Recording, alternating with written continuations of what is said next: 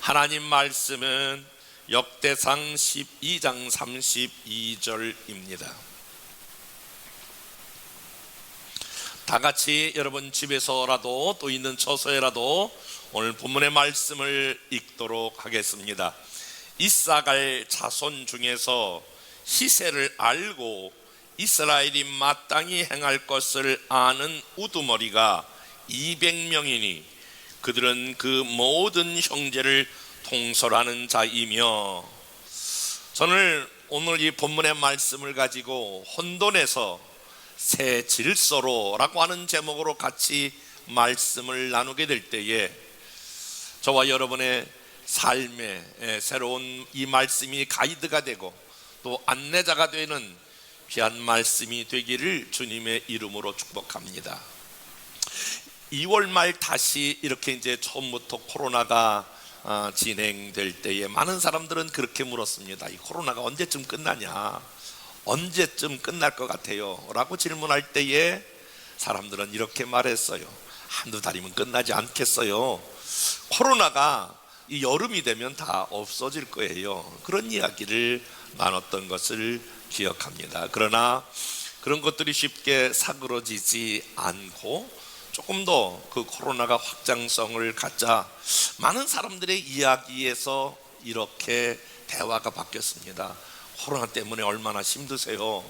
만나면 코로나 때문에 얼마나 힘드세요? 그것이 우리의 인사였습니다. 사실 그때까지만 해도 우리에게 좀 희망이 있었고 그때까지만 해도 뭔가 기대함이 있었던 것이 분명합니다. 근데 시간이 점점 흘러가면서 자영업자들의 말할 수 없는 단식 소리와 더불어 이제 우리 회사도 부도맞게 됐어요. 우리 가게도 문을 닫아야 돼요. 저도 이번 주간에 2명으로부터 그런 이야기를 들었네요. 점점 상황이 나빠지고 있는 그런 상황을 맞이하게 됩니다. 그러면서 언제 이 코로나가 종식되나 라고 하는 것은 너나 할 것 없는 모든 사람들의 하나의 관심사가 되었습니다. 그러나 여러분, 우리가 모든 사람이 한 가지 질문을 한다면 과연 이 코로나가 종식될 수 있을까? 라고 묻는다면 사실 그렇지 않을 확률이 너무 큽니다. 그렇기 때문에 이제는 이 역사가, 이 현대의 흐름이 어떻게 바뀌느냐, 예수 그리스도가 오시면서 AD와 BC로 완전히 나눠지는 것처럼 앞으로의 미래의 세계는, 앞으로의 저와 여러분의 삶은 코로나 이전의 시대와 코로나 이후의 시대로 완벽하게 바뀌게 됩니다. 물론 조금 시간이 지나가면서 코로나19가 조금 약간 그 주춤세를 가졌다가 또 시간이 지나면서 확장세를 띠면서 아마 이런 것들에 대한 반복이 우리의 삶에 남아 있을 것입니다. 1998년 소위 말하는 외환위기가 왔을 때에, 그리고 2008년 금융위기가 왔을 때에, 그때에 많은 사람들이 이런 단어를 꺼냈었습니다. 지금은 위기지만 위기가 기회다 라고 하는 말로 그 시대를 진단했을 때가 있습니다. 그래서 우리의 뇌 속에, 우리의 가슴 속에 이 위기는 기회다라고 하는 하나의 이런 삶으로 나가고자 하는 그런 역동적인 미래를 향한 도전 정신이 더 강했습니다. 사실 코로나19는 위기의 시대가 아니라 한 단어로 코로나19를 축약해서 설명한다면 지금은 혼돈의 시대입니다. 지금이 무슨 시대라고요? 혼돈의 시대. 마치 뿌연 안개가 끼어서 저 뒤에 있는 물체가 뭔지 모르겠지만 분명히 존재하는데 그것이 알지 못하는 어떤 커다란 존재가 있는데 지금 안개 때문에 보이지 않는 상황, 한치 앞을 내다볼 수 없는 상황. 여러분 그런 적이 있나요? 정말 안개가 자욱해서 운전할 때에 한치 앞을 내다볼 수가 없었던 그런 시간, 비가 너무 많이 와서, 눈이 너무 많이 와서 그 앞을 내다볼 수 없는 상황, 분명히 뭔가 존재하는데 그것을 감지할 수 없는 상황. 이 상황이 오늘날의 그런 코로나19의 시대가 아니겠는가라고 하는 것입니다. 자, 그렇다면 우리는 이 지금 맞이하고 있는 이 현실의 문제를 직시하면서 어떻게 신앙인으로서, 어떻게 믿음을 가진 사람으로서 이 코로나19를 극복해 나갈 수 있을까라고 하는 것이 저와 여러분의 질문이 아니겠습니까? 여러분들은 이 코로나19를 신앙인으로서 여러분이 갖고 있는 목사, 장로, 권사, 집사, 그리고 여러분의 사역자로서, 여러분이 학생으로서, 여러분이 청년으로서 어떻게 이것을 극복해 나갈 수 있을 것인가? 무엇으로 극복해 나갈 수 있을 것인가? 라고 하는 질문을 하셔야 하고, 또 여러분은 그렇게 하실 수 있을 것입니다. 저는 미래가 보이지 않는 이러한 안개 속 같은 마치 거대한 사막에 폭풍이, 모래 폭풍이 밀려오듯이 이렇게 밀려오는 상황에서 저와 여러분들이 가야 될 길은 어디이며, 저와 여러분들이 어떤 방법으로 이것을 가야 될지 모르고 있는 저와 여러분들이 있다면, 오늘 이 말씀을 듣고 혼돈은 더 이상 혼돈이 아니라 혼돈에서 새로운 질서를 찾아내는 것처럼 코로나 이후를 믿음으로 승리하는 저와 여러분 되시기를 주님의 이름으로 축복합니다. 사실 오늘 본문 역대상 12장 32절 말씀을 읽었는데, 이 말씀의 배경은 이렇습니다. 이스라엘의 왕 사울 왕의 40년 치리가 끝나고 두 번째 왕 다윗의 왕이 이제 즉위했습니다. 한마디로 말하면 정권이 바뀌었다, 그런 말이에요. 여러분, 한 정권에서 또 한 정권으로 바뀔 때 나타나는 현상은 무엇입니까? 새로운 기대도 되지만 많은 사람들이 혼돈하기 시작합니다. 사실 그 전에 있었던 사람들이, 많은 사람들이 자기가 가지고 있었던 기득권을 빼앗기기도 하고, 그리고 새로운 질서에 재편되면서 새로운 정치 체계로 나가면서 미래를 알 수 없는 형국이 오늘 본문의 말씀을 형성하고 있는 말씀입니다. 그때에 다윗이 왕으로 즉위하고 각 지파에 있는 많은 사람들 우두머리가 데리고 와서 자기네 있는 지파를 소개하는 과정입니다. 오늘 이사갈이라고 하는 한 지파가 다윗에게 와서 자기네 지파를 소개합니다. 그런데 오늘 이 이사갈이라고 하는 이 지파에 있는 사람들이 다윗 왕에게 지파를 소개하게 되는데 조금 특이한 방법으로 소개해요. 다시 한번 여러분 본문의 말씀을 우리가 보도록 하겠습니다. 역대상 12장 32절, 다 같이 한번 여러분 본문이 보이시면 같은 목소리로 한번 읽어볼까요? 시작. 이사갈 자손 중에서 시세를 알고 이스라엘이 마땅히 행할 것을 아는 우두머리가 200명이니 그들은 그 모든 형제를 통솔하는 자이며. 다윗에게 이렇게 말하는 거예요. 한 200명가량의 이사갈의 대표들이 나와서, 우리 이사갈의 사람들은 첫 번째 시세를 아는 사람들입니다. 그리고 두 번째, 우리는 마땅히 이때에 다윗 왕이 왕으로 즉위했을 때 우리는 어떻게 해야 할 바를 아는 사람들입니다. 그리고 우리는 통솔력을 가지고 있는 사람들입니다. 오늘 이 말씀이 코로나19 이후를 살아가는 저와 여러분에게도 동일하게 적용된다고 생각합니다. 먼저 우리가 이 혼돈에서 새로운 질서의 주인공으로 나가기 위해서는 첫 번째 시세를 알아야 합니다. 한번 따라서 봅시다. 시세를 알자. 다시 한번 시세를 알자. 여기 시세를 안다라고 하는 이 히브리적 원문적 해석은 시대를 분별해야 한다라고 하는 것이에요. 세번역 성경에 보면 32절을 이렇게 설명하고 있어요. 이사갈 자손의 우두머리 200명이 그들의 모든 부하를 이끌고 왔다. 그들은 때를 잘 분간할 줄 알고, 그들은 때를 잘 분간할 줄 알고. 다시 한번 볼게요. 그들은 무엇을? 때를 어떻게 한다고요? 분간할 줄 알고 이스라엘이 하여야 할 바를 아는 사람들이다 라고 하는 거예요.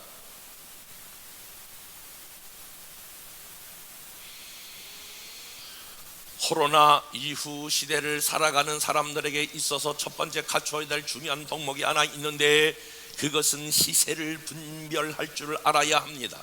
이 시세를 분별할 줄 알아야 한다 할 때에 떠오르는 말씀이 하나 있는데, 마태복음 16장 3절이에요. 마태복음 16장 3절 다 같이 한번 읽어보겠습니다. 시작.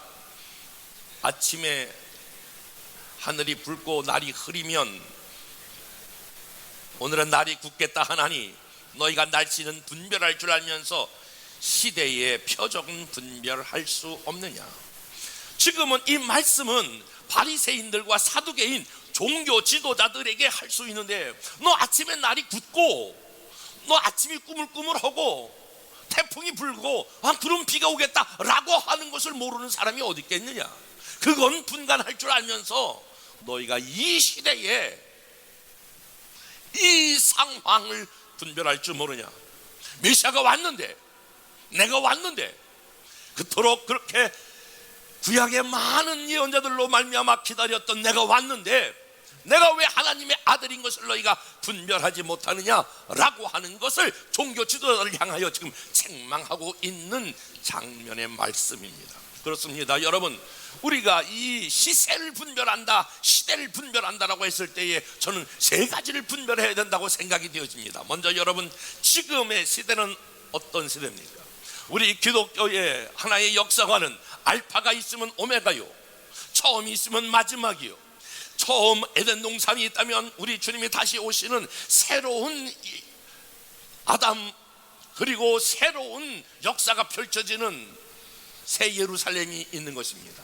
다시 말하면 기독교의 역사는 이 직선적인 역사관을 가지고 있는데, 지금이 역사적으로 봤을 때 왜 이렇게 기근이 많이 일어날까? 왜 이렇게 많은 전쟁이 일어날까? 왜 이렇게 많은 지금 전염병이 돌고 있을까? 이 모든 것들은 마태복음 24장에 보니까 마지막 때에, 주님이 오실 때에 우리에게 보여지는 하나의 종말론적 하나의 현상이라고 성경은 우리에게 말씀하고 있습니다. 그러므로 사랑하는 여러분, 이 시대를 먼저 구분하게 될 때에 이 시대는 지금 종말의 끝자락에 와 있는, 그야말로 12시 지금 1분 전에 카운트다운으로 오고 있는 여러 가지 현상들을 종합해 볼 때에 주님의 다시 오심이 지금 가까운 때다라고 하는 것을 믿음의 사람들은 분별해야 합니다. 두 번째로, 이 코로나 이전 시대를 지금 지나 다시 코로나 이전 시대로 절대로 돌아갈 수 없는 이 상황을 분별해야 합니다. 도대체 앞으로 나의 사업은 어떻게 될 것인가? 나의 직장은 어떻게 될 것인가? 앞으로 우리의 현실은 어떻게 바뀔 것인가? 라고 하는 것을, 이 시대를 분별해야 합니다. 먼저 크게 우리는 생각할 것 중에 하나가, 이것이 이제 대면에서 이렇게 비대면이 나타났잖아요. 이제 비대면에서 사실 다른 말로 말하면 우리가 언택트 이런 시대에서 이제 온라인 시대예요. 온택트의 시대로 모든 것이 다 바뀌어집니다. 이미 바뀌어졌고, 그래서 어떤 면에서는 이 디지털의 하나의 새로운 혁명과 같은 그런 것들이 일어납니다. 옛날에 아날로그 시대에서 지금 우리 디지털 세계로 바뀌었다면, 이제 디지털 세계에서 또 다른 세계로 지금 바뀌고 있는, 그야말로 AI, 인공지능, 로봇 시대가 이제 우리에게 성큼 다가왔기 때문에 지금 우리의 모든 것도 이 코로나 이후를 대비하는 새로운 질서의 저와 여러분들이 주역이 되어야 합니다. 사실 저는 지난주일 예배 끝나고 우리 사역자들과 방송실 다 모여서 이런 말씀을 드렸습니다. 여러분, 앞으로 교회도 바뀌어지게 될 것입니다. 교회도 전혀 다른 구조로 갈 가능성이 많습니다. 복음이라고 하는 내용은 다르지만 복음을 담고 있는 문화는 상당한 부분의 변화가 올 것입니다. 그래서 저는 이번 주간에 어떤 걸 고민했냐면은 지금 이것과 더불어 모든 성도들이 다 함께 이렇게 화면을 보고 예배할 수 있는 그런 프로그램들이 있거든요. 그런 것을 어떻게 할 것인가 라고 하는 것을 고민해 보았습니다. 시대의 흐름을 알아야 하고 현 상황의 흐름을 알아야 하고 더 중요한 것은 나 자신을 알아야 합니다. 내가 누구인지, 나의 상황은 지금 어떤 상황인지, 나는 어떤 존재인지, 나는 어떻게 살아야 하는지를 나를 알아야 우리는 이 시세를 분별할 수 있는 가장 중요한 것을 우리는 얻게 되는 것입니다. 사실 역사적으로 이렇게 보면 하나님이 한 개인의 연약함과 부족함을 드러나게 할 때가 있어요. 교회도 어느 한순간에 교회의 연약함과 부족함을 드러나게 할 때가 있어요. 어떤 순간에는 한 나라와 한 역사 가운데에 이 부족함과 연약함을 까발리는 경우가 있어요. 하나님이 내가 죄를 지금 저의 연약함을 내가 드러내야 되겠다, 더 표현을 직설적으로 말하면 저의 민낯을 보여줘야 되겠다. 하나님이 한번 누구든지 그렇게 까기 시작하면 아무도 거기서 자유로울 사람이 없어요. 근데 하나님은 사람들에 대해서, 한 공동체에 대해서, 한 역사 가운데 그와 같은 완전히 연약함을 드러내게 할 때가 있어요. 그때 우리는 아우성칩니다. 내가 감추고 싶었던 부분들, 내가 숨기고 싶었던 이 부분들이 드러나는 거예요. 그럼 막 당황해서 어쩔 줄 몰라. 여러분들은 여러분의 민낯이 드러났을 때가 있었습니까? 민낯 그러니까 얼핏 생각이 나는데 얼마 전에 부흥회 갔거든요. 부흥회 갔는데 이제 이 장로님 부부하고 목사님 부부하고 한 5가정이 이렇게 처음 날 식사를 대접하더라고요. 근데 유난히 그 장로님 부인 중에 한 분이 이렇게 섬기고 또 대접하고, 이렇게 보니까 연세가 드셨지만 굉장히 아름다우세요. 그래서 나도 또 인사도 친절하게 하고, 그래서 같이 인사를 막 나누었어요. 한참 교제도 하고 다 뭐 교회 돌아가는 얘기도 하고 이렇게 인사를 나눴거든요. 그런데 그 다음날 새벽에 예배를 마치고 이제 목사님이 안착한 목회실 들려서 차 한잔 하시고 가세요. 그래서 목회실 들렸어요. 근데 누가 막 부지런히 서빙을 하더라고요. 그래서 뭐 이제 과일도 갖다 주시고 차도 끓여주고 해서 이거 그래서 너무 감사해요. 이게 처음 뵀는데 이렇게 아주 열심히 해서 감사해요. 그랬더니 그 분이 이게 멈칫하면서 처음 뵀다니요. 어제 뵀잖아요. 근데 도저히 생각이 안 나. 그래서 내가 어제 뵀어요? 그랬더니 그러면 어제 뵀잖아요. 저 누구누구 장로 부인이에요. 장로님, 권사님. 그런데 저녁 때 만날 때는 다 화장을 하고 훅가실 넣어가지고 막 이렇게 해가지고 전혀 몰랐는데 그 다음날은 완전히 민낯이 드러났는데, 이거는 내가 그분을 보면서 야, 이건 화장술이 아니라 이건 변장술이다. 야, 이건 뛰어나다. 그래서 그분이 오늘 새벽이라 화장을 못하고 왔어요. 가방도 다 먹고 왔어요. 그분의 민낯을 보는 순간이었습니다. 그런데 하나님이 살아가면서 우리의 민낯을 이렇게 보여주게 할 때가 있다는 거예요. 저도 제가 하나님 앞에서 가장 민낯이 보여질 때가 있었는데, 사실은 제가 오래전에 그 뇌수정이라고 하는 병명을 앓고 아산병원에 입원했다가 잠깐 위출증을 끊고 한국기도원에 올라가서 기도할 때가 있었어요. 그런데 이 뇌수정이라고 하는 게 전체 뇌를 커다란 물주머니 2개가 이렇게 누르고 있기 때문에 이 뇌의 기능이 정상적이지 않는 거예요. 그러면서 나타나는 그 현상은 이렇게 발끝에서부터 마비가 되어져 가는 거예요. 이제 기도원에서 혼자 사투를 벌이고 있는데 점점 마비가 되어져 가는 거예요.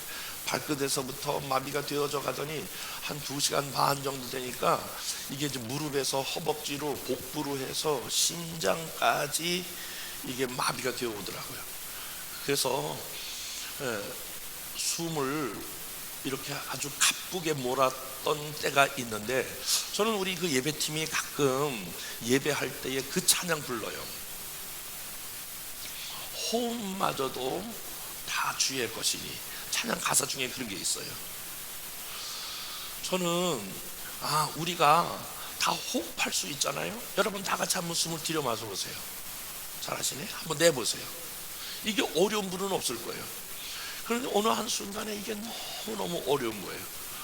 숨을 막 이렇게 들이마시는데 옆에 있는 그 이불 같은 걸 내가 붙잡고 막 발버둥 치면서 땀을 뻘뻘 흘리면서 숨을 가쁘게 들여마시고, 숨을 가쁘게 들여마시고 하고 숨을 몰아쉬면서 그야말로 죽음을 기다리고 있었을 때가 있어요. 이렇게 해서 죽는구나, 이게 죽음이로구나. 하나님 앞에 섰을 때 내가 뭐라 그럴까. 나를 따라왔던 교인들은 목사님 먼저 가셨네, 그리고 뭐라고 실망할까. 이런 많은 복잡한 생각이 머리를 휩싸이고 있을 때, 숨은 가쁘게 몰아쉴 때에 하나님의 놀라운 신유의 기적으로 빛 하나가 날라와서 제 머리에 닿더니 제 온몸을 치유하고 사시 모든 것이 이렇게 풀어졌을 때가 있습니다. 한 서너 시간에 걸쳐서 온몸의 마비가 풀어지고 살아났습니다. 그리고 제가 감사의 노래를 부를 즈음에 성령께서 저에게 한 말씀을 주셨습니다. 그 말씀은, 아들아, 너는 지금까지 목회를 나를 위해서 한 것이 아니라 너를 위해서 한 것이니라. 그때 제가 즉각적으로 반발했습니다. 하나님, 제가 목회하는 동안에, 지금까지 오는 동안에 하나님 아시죠? 제가 어떻게 목회했는지 아시잖아요. 제가 그때는 1년이면 3분의 1을 금식했고, 집과 교회가 5분 거리지만은 제가 강단에서 모든 잠을 잤으며, 하나님, 내가 월요일 날도 신방하고 전도했으며, 내가 어떻게 하나님을 섬겼는데 내가 하나님을 위해서 한 거지, 그것이 무슨 나를 위해서 한 겁니까? 그게 제가 하나님 앞에 굉장한 오조로 하나님 앞에 되들었던 때가 있었어요. 그런데 하나님께서 저의 민낯을 드러나게 하셨어요. 제 안에 감추었던 비밀 하나를 꺼내기 시작했어요. 이 비밀은 여기 사모님이 계시지만 사모님이나 우리 가족들이나 성도도 아무도 모르는 비밀 하나를 들춰내기 시작했어요. 저는 그건 저 혼자만이 가지고 있었던 비밀이에요. 내가 이 비밀을 이야기하면 오늘 이 설교를 듣고 열방교인들 중에서 에이, 다른 교회를 가야 되겠다, 그렇게 갈 수 있는 사람이 있을 수도 있겠다라고 하는 생각을 하면서 저는 오늘 이 비밀을 공개하려고 그래요. 그것은 바로 무엇이냐면, 제 안에 아주 감추어졌던 그 비밀 하나를 들춰내는데 저의 민낯을 드러나게 했어요. 제가 겉으로는 한 영혼을 위하여, 교회 부흥을 위하여 열심히 사역한다고 했지만 제 마음 깊은 곳에서는 무엇이 있었냐면은, 사실은 저는 어릴 때부터 어렵게 자라서 그렇게 초등학교, 중학교, 고등학교 그렇게 화려한 그러한 인생을 보내지 못했어요. 박수 받는 인생, 운동한다고 중학교 때 공부 제대로 못하고, 고등학교 마찬가지로 대학교 다 그냥 여러 사람 중에 한 사람 묻혀있는 사람으로 이렇게 지냈어요. 교회를 개척하면서 저는 아무도 없는 지하실 바닥에 홀로 울면서 통곡하면서 이렇게 결단했어요. 하나님, 내가 비록 지금은 지하실에 있지만은 내가 교회를 반드시 부흥시킬 것입니다. 내 생명을 걸고 부흥시킬 것입니다. 그리고 어느 날 교회가 커지면, 교회가 성장하면 나는 좋은 차를 살 것입니다. 그리고 내가 좋은 집에 살 것입니다. 그리고 내가 살았던 그 가난을 내가 이겨내고, 내가 지나간 날 나를 무시했던 모든 사람들에게, 나를 별 볼 일 없는 사람이라고 하는 사람에게 내가 교회를 성장시켜서 큰 교회를 만들어서 내가 누구인가를 증명하겠습니다. 이것은 저 혼자만이 가지고 있었던 비밀이었습니다. 그리고 그것을 이루기 위해서 달려왔습니다. 사실은 그것은 복음보다도 내 안에 있는 야망을 이루기 위한, 내 안에 야망을 성취하고자 하는 내 숨어있는 민낯이었습니다. 겉으로는 교회를 뭐 부흥시키고 막 그런다고 떠들어대지만, 그러나 내 내면에는 어떻게든지 교회를 부흥시켜 큰 교회를 만들어 좋은 차를 타고 다니고, 그래서 많은 재정도 받고, 그리고 야 교회를 부흥시키면 이런 거야 그러면서 내 선후배들에게도 그렇게 내 야망을 펼치고자 하는 것들을 가지고 있었습니다. 그 비밀이 드러나는 순간에, 제 민낯이 드러나는 그 순간에 제가 정말 이런 말이 맞더라고요.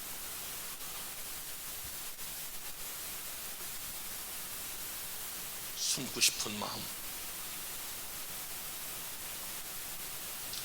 사랑하는 여러분,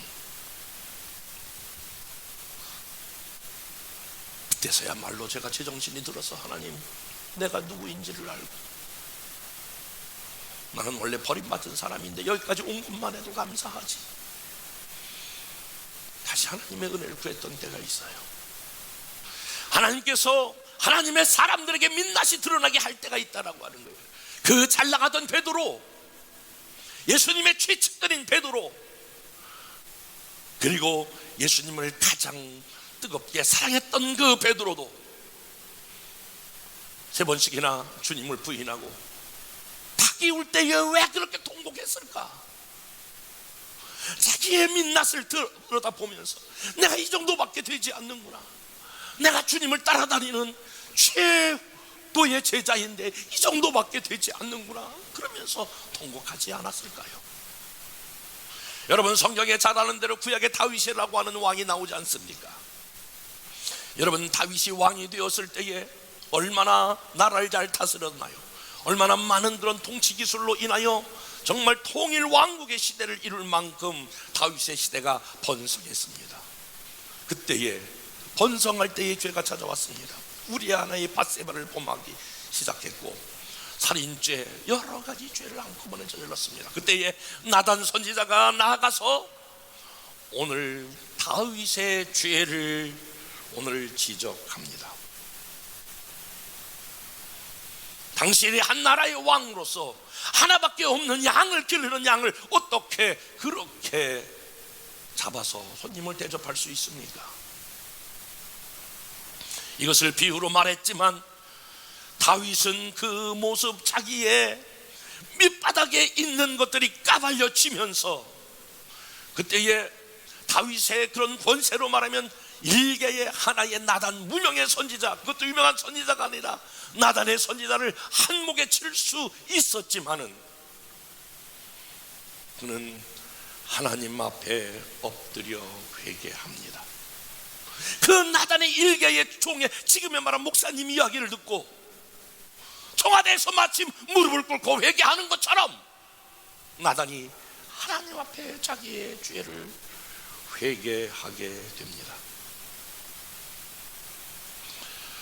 지금 저는 코로나19가 우연이 아니라고 생각을 하고, 이 코로나19에 우리의 신앙의 민낯을 지금 드러내고 있지 않을까, 그런 생각을 해봅니다.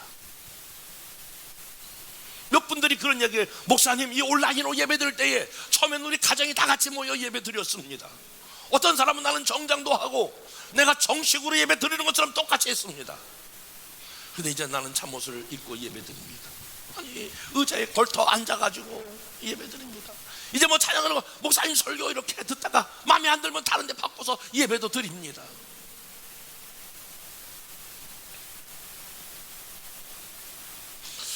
2.5단계가 다시 시작되면서 그나마 드렸던 새벽 예배도 드릴 수도 없고 몇몇 모였던 그런 사람들도 이제는 예배를 드리지 못하게 되었습니다. 처음 지난주에 시작했을 첫째 주에는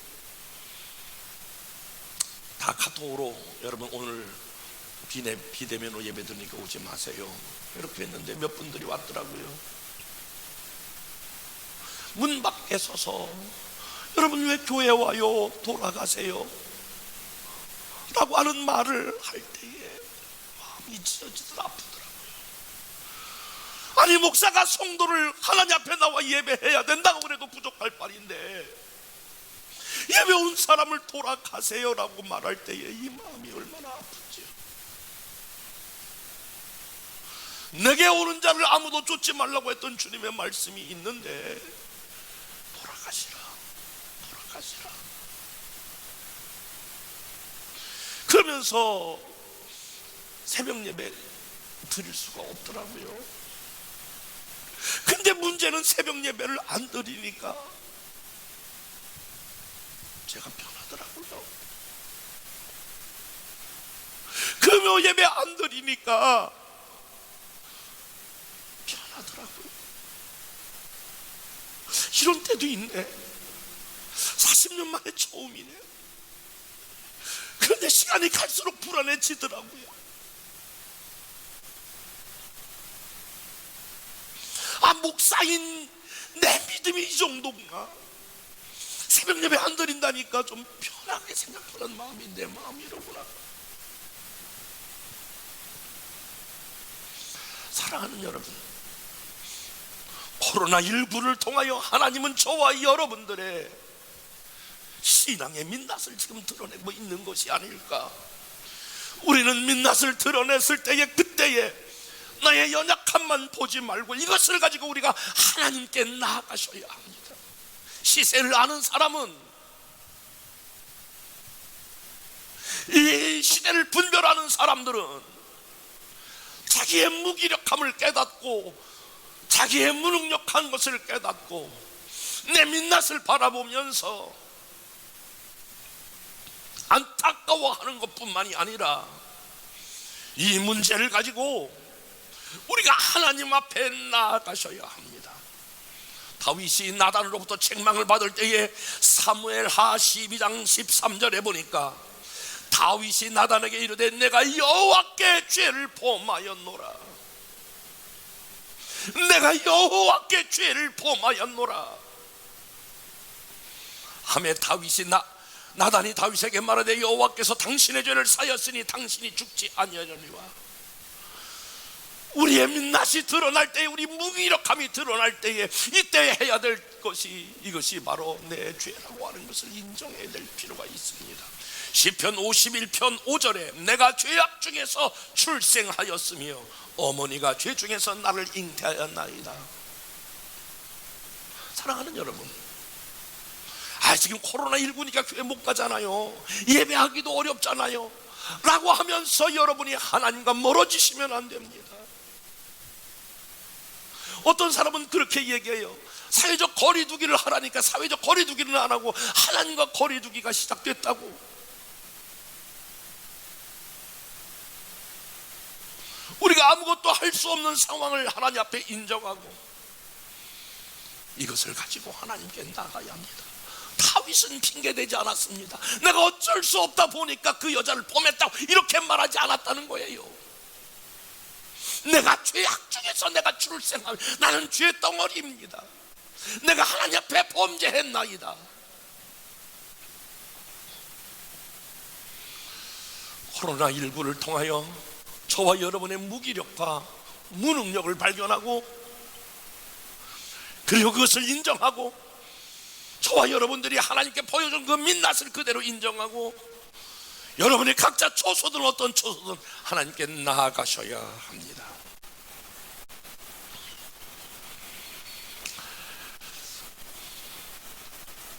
이 혼돈의 때에 우리가 두 번째 기억해야 할 것은 이스라엘이 마땅히 행할 것을 아는 자 그랬습니다. 이 마지막 때에 우리가 마땅히 행할 길이 무엇인가? 여러분 한번 생각해 보십시오. 저와 여러분의 남은 날들이 한 달 인생을 남았다면, 한 달 후에 우리가 하나님 앞에 부름을 받았다면 여러분들은 무슨 일을 할 수 있을 것입니까? 이 종말의 끝에 와 있고 이 혼돈의 시대에 우리가 마땅히 해야 될 것이 무엇입니까? 여러분은 무엇이라고 생각하십니까? 마땅히 내가 해야 될 일을 해야 한다라고 하는 거예요.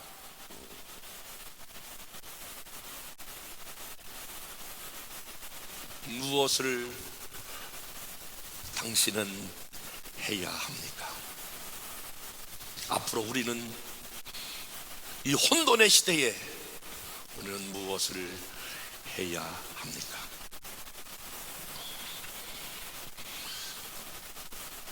저와 여러분의 삶에 여러 가지 일들이 있지만 마땅히 해야 될 일, 오늘 내가 해야 될 일, 지금 내가 해야 될 일은 무엇입니까? 그것은 나의 부족함을 깨닫고 나의 연약함을 깨닫고 하나님 앞에 나아가는 것입니다. 하나님의 임재를 구하는 것입니다. 제가 살았던 70년대, 80년대, 그러니까 60년대, 70년대, 80년대 이때와 지금이 다른 신앙의 모습 하나가 있어요. 만약에 60년대, 70년대 이와 같은 코로나19가 찾아왔다면 이건 예배 전열이에요. 지금은 다 온라인 예배라고 하는 것으로 이렇게 환원되어서 예배 드리지만 우리가 80년대만 해도 이렇게 아마 이런 것들이 불가능했을 거예요. 그런데 우리 한국교회 역사로 봤을 때에 이때 50년대부터 강한 부흥이 일어났는데 그 부흥의 정점에 뭐가 있느냐? 이것은 모두가 다 자기의 부족함을 깨닫고 하나님 앞에 처절하게 나간 거예요. 하나님 우리를 살려주세요.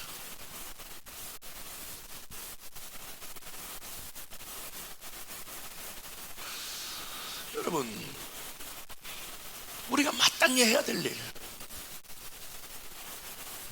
여러분 그런 기도가 안 나오세요? 하나님 나를 살려주세요. 우리 가정을 살려주세요. 우리 직장과 사업장을 살려주세요. 이 나라 이 민족을 살려주세요. 며칠 전에 우리 동기 목사님 또 후배 목사님들 전화를 받는데 이런 거예요. 교회가 지금 쫙쫙 갈라지고 있어요. 왜 갈라지느냐? 그 목사님 그래요. 계속 집요하게 성도들이 묻는 거예요. 목사님 광화문 집회를 어떻게 생각하느냐? 왜 광화문 집회를 목사님을 왜 찬성하지 않느냐? 왜 그렇게 비겁하게 목회하시느냐? 어떤 분들은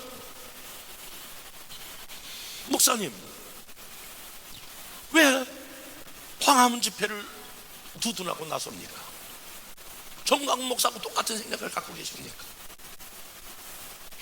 교회마다 지금 이것 때문에 이분법으로 갈라지는 거예요.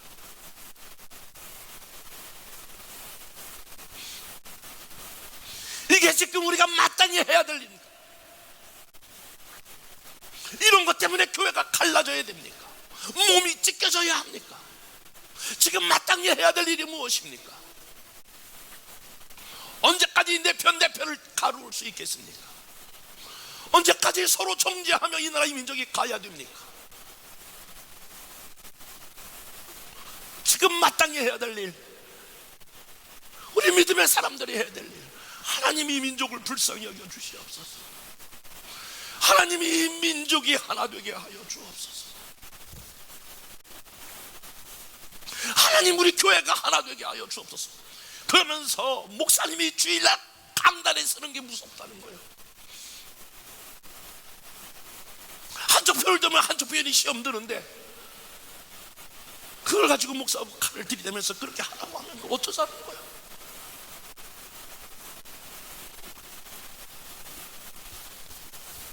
마땅히 지금 해야 될 일, 내가 지난주 우리 교회 성도들의 우리 그 교역자들에게 그런 얘기 있어. 지금 교회도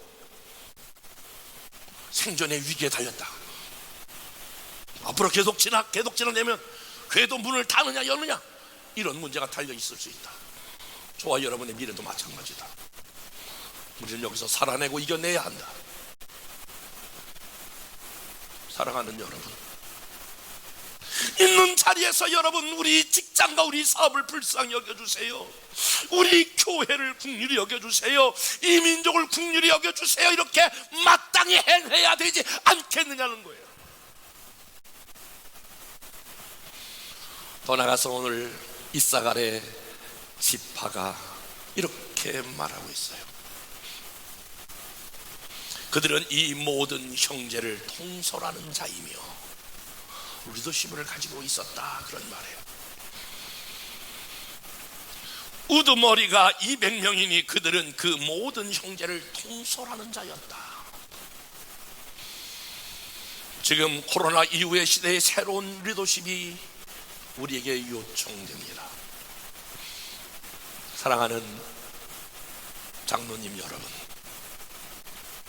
권사님, 오늘 여기 사역자 간사님들,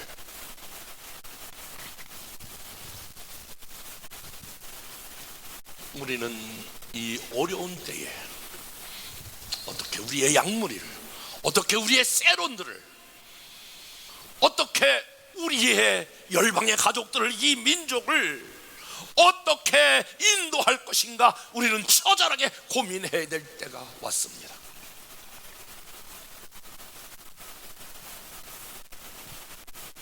어떻게 인도하시기를 원하십니까? 오늘 이사갈에게, 이사갈 지파에서 시세를 알며 어떻게 행할 바를 알고, 그리고 그들은 그 모든 형제를 통솔하는 자였다. 여러분, 오늘 이렇게 있는 처소에서 예배드리는 우리 모든 가족들에게 한 가지 부탁을 드려요. 하나님, 우리 목사님으로 하여금 이 위중한 때에 우리 교인들을 잘 이끌 수 있는 지도력을 주시옵소서.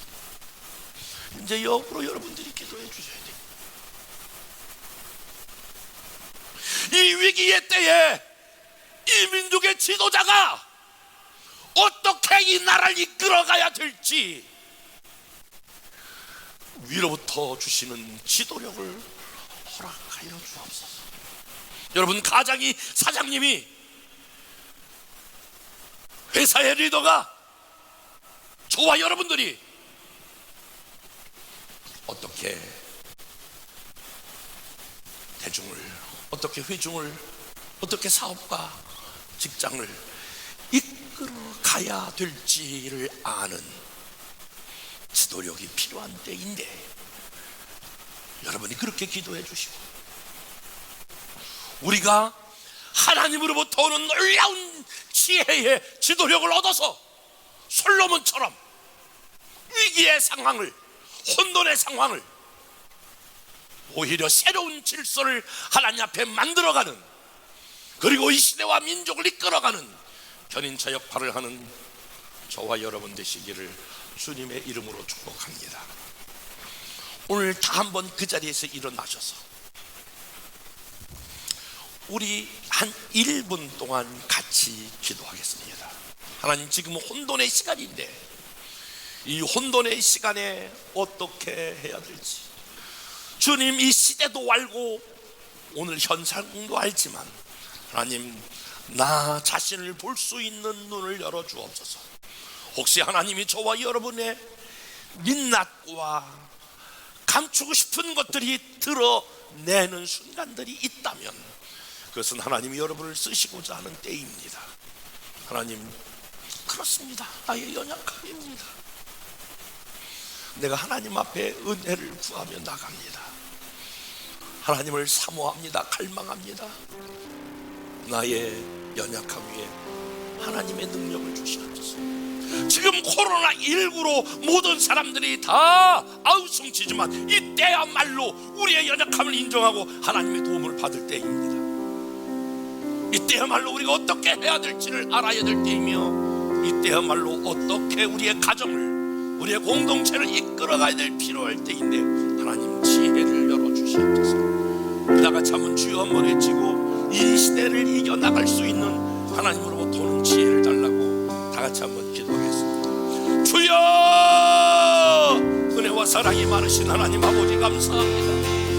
오늘 이 어려운 때를 살아가고 있는 우리들에게 시세를 분별할 수 있는 눈을 열어주시고, 시대가 주님 다시 오실 정말로 흘러가고 있을 때, 코로나 전과 코로나 이후가 완전히 다른 세상이 펼쳐지는데 이때를 볼 수 있는 눈을 열어주시며, 내가 누구인가를 볼 수 있는 눈을 열어주시옵소서. 나의 연약함이 드러날 때에 이때야말로 하나님의 도움을 구하는 때인 줄 알게 하여 주시고, 마땅히 우리가 해야 될 바를 알게 행하게 하시고, 더 나가서 우리 하나님, 우리로 말미암아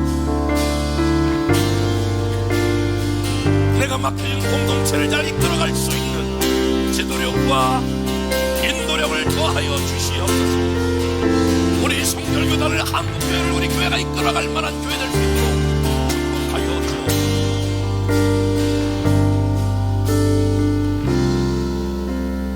은혜와 사랑이 많으신 하나님, 이 혼돈 속에서 하나님의 주시는 새로운 영적 질서를 깨닫게 하여 주옵소서. 시세를 분별하게 하시고 마땅히 내가 행해야 될 바를 알며, 그리고 잘 우리의 공동체를 이끌어갈 수 있는 지혜를 우리에게 허락하여 주옵소서. 예수님 이름으로 기도했사옵나이다. 아멘. 지금은 우리 주 예수 그리스도의 은혜와 하나님 아버지의 긍휼하신 사랑과 성령님의 임재와 교통하신 역사가 코로나19로 각 처소에서 예배드리는 하나님의 모든 사람들, 그 심령 위에와 가정과 직장 위에 이제로부터 영원토록 항상 함께 하시기를 간절히 축원하옵나이다.